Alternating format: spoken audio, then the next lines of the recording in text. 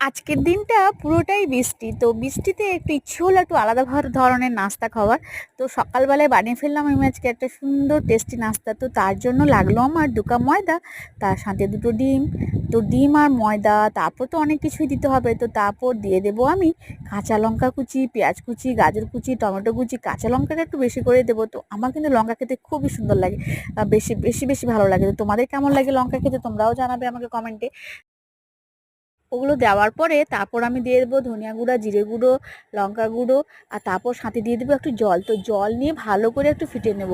ভালো করে ফেটানো হয়ে গেলে এবার আমার রেডি হয়ে যাবে। তো রেডি হয়ে গেছে, ভালো দেখো সুন্দরভাবে ফুটিয়ে নিয়েছি।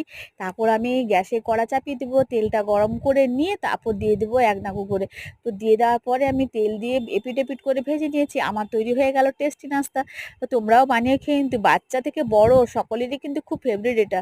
তোমরাও বানিয়ে দেখো বাড়িতে।